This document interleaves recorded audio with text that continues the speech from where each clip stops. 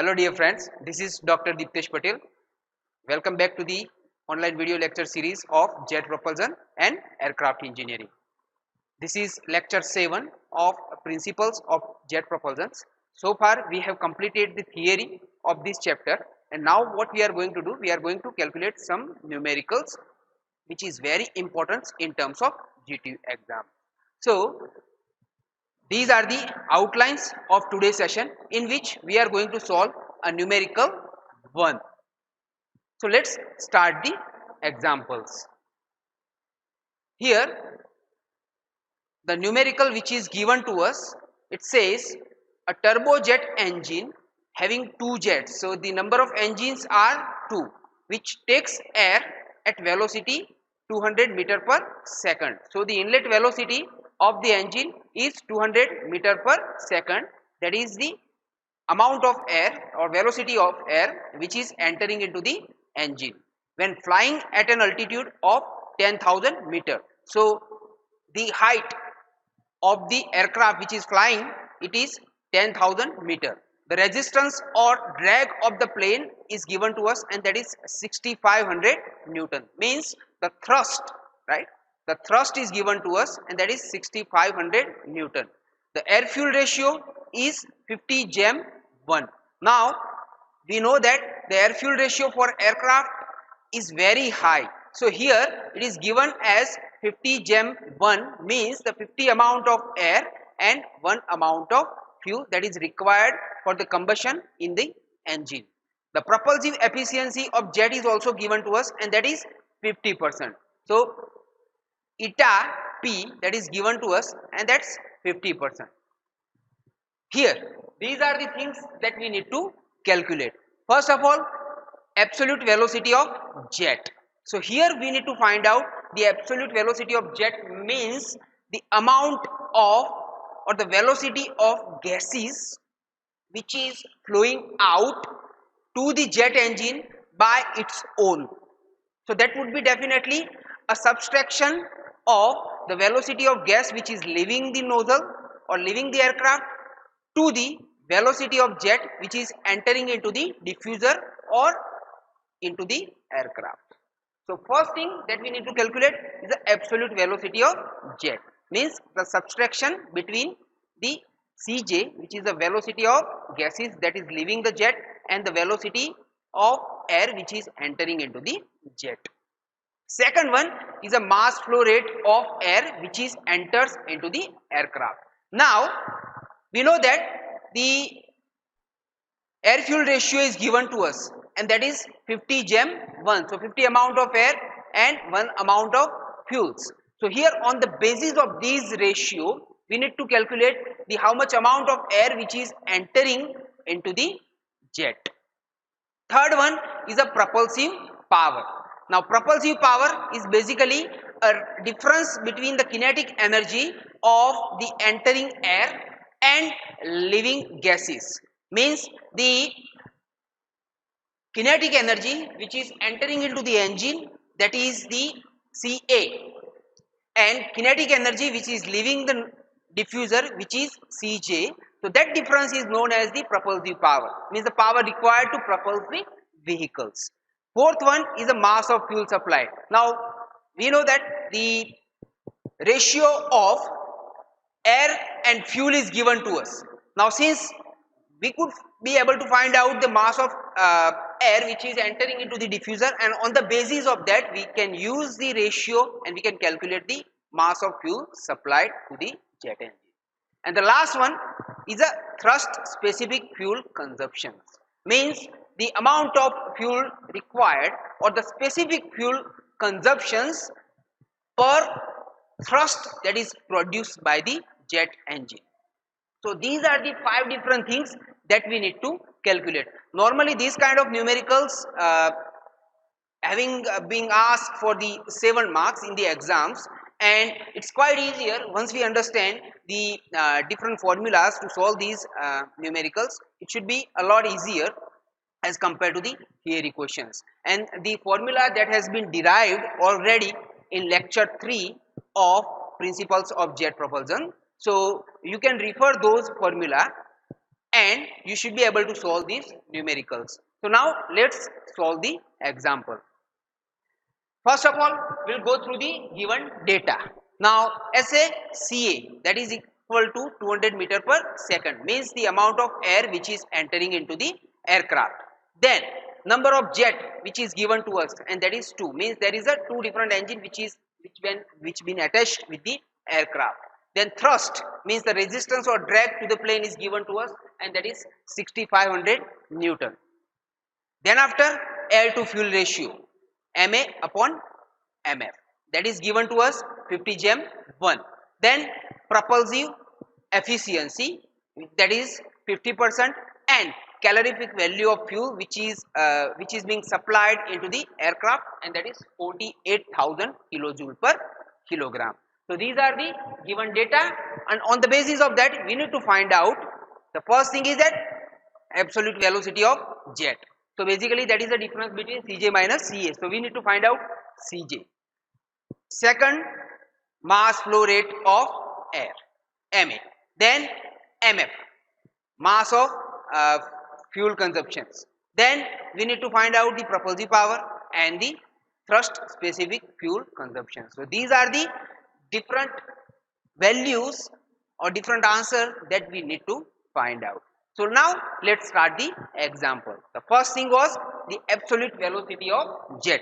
As I explained earlier, absolute velocity of jet is the velocity of gases which are leaving from combustion chamber through the nozzles. So basically is nothing but the difference between the velocity of gases which is leaving the nozzle Cj to the velocity of air which is entering into the engine.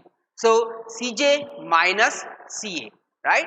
So here basically we know that the aircraft is having diffuser at the front face from where the air is entering, and nozzles, it is a place from where the gases are leaving.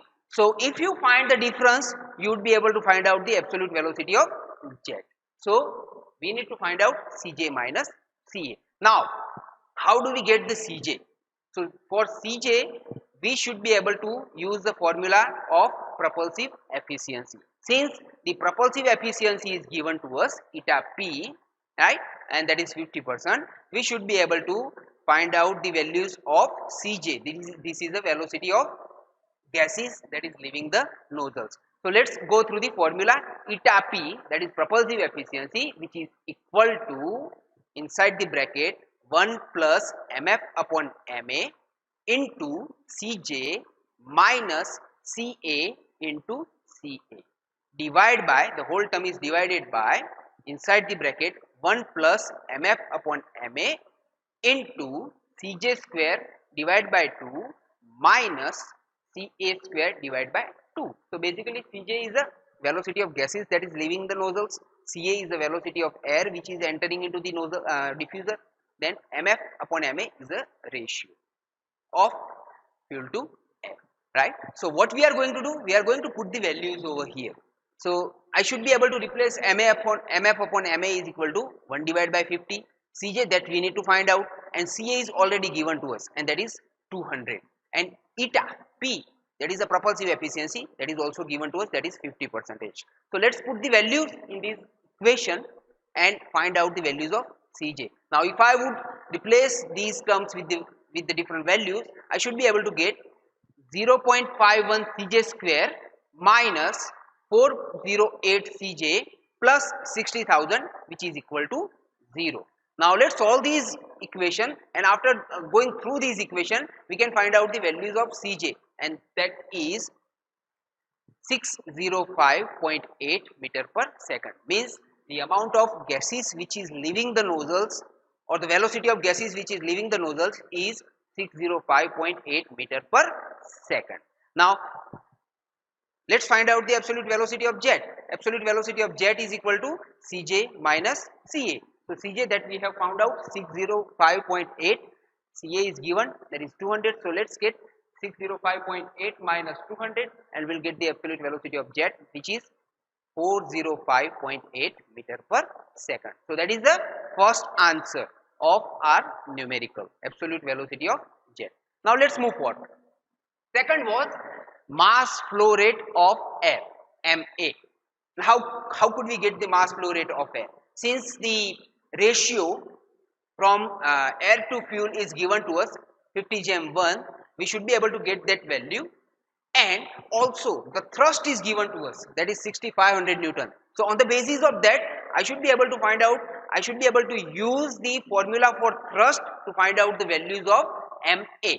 So let's use the formula for thrust, and that is thrust T is equal to, inside the bracket, MA plus MF into CJ minus MA into CA. So here what I'm going to do, I'm going to use the air fuel ratio, then CJ that was found out in first trial, and CA is already given to us, and thrust is given to us. So thrust is 6500 Newton, CA 200 meter per second, CJ is 605.8 meter per second, and air fuel ratio is 50 gm1.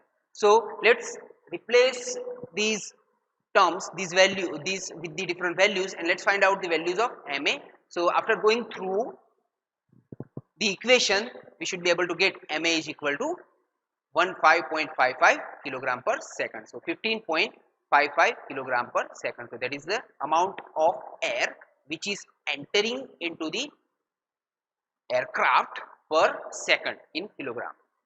Then third one is propulsive power. Propulsive power, as it is a difference in rate of kinetic energy, that is entering or leaving the nozzles and entering into the diffuser. So the equations to get the propulsive power is given to here, that is propulsive power PP is equal to 1 plus mf upon ma into Cj square divided by 2 minus Ca square divided by 2. Now these all values are given to us, right? Ratio, air to fuel ratio is given to us.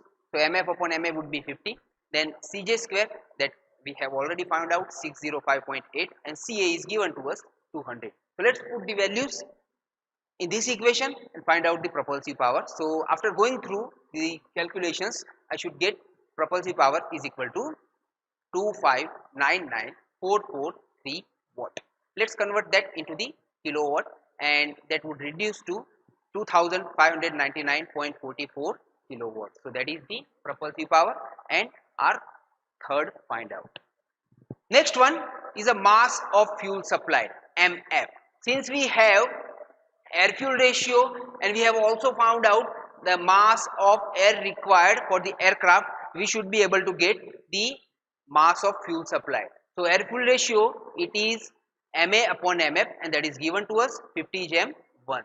So let's say Ma upon Mf is equal to 50, and now I should be able to write down Mf is equal to 15.55 divided by 50. So 15.55 is nothing but a value of Ma, mass of air required into the aircraft. So what I have done, I have took the whole term, which is the ratio of air to fuel, into the other side and found out the values of Mf. So now after going through the calculations, I will get Mf, mass of fuel supplied, is equal to 0.3111 kilogram per second. So that is the amount of fuel required in kilogram per second for the combustions in aircraft. And the last one is thrust specific fuel consumption, means the fuel consumptions relevant to the amount of thrust produced. Okay, so thrust specific fuel consumption, the formula is mass of fuel divided by thrust on the aircraft. So thrust SFC is equal to Mf divided by T. Now Mf that we have found out in previous finding, and thrust is already given to us. So thrust SFC is equal to 0.3111 divided by 6500. After going through calculations, I should be able to get the values of thrust SFC, and thrust SFC is equal to 4.78 into 10 raised to minus 5 kilogram per Newton second, means that amount of fuel required in a kilogram per Newton thrust per second. So this is the specific fuel consumptions per Newton thrust that we produce into the aircraft. So these are the fifth finding of our numericals. We have gone through all of the different findings. Now, if you have any doubt, you can write down in the comment box regarding the formula that we have used or regarding the calculations that we have gone through. In a further lecture series, I am going to solve few more examples which would help you to understand how to solve the numericals in GTU exams. So, thank you very much.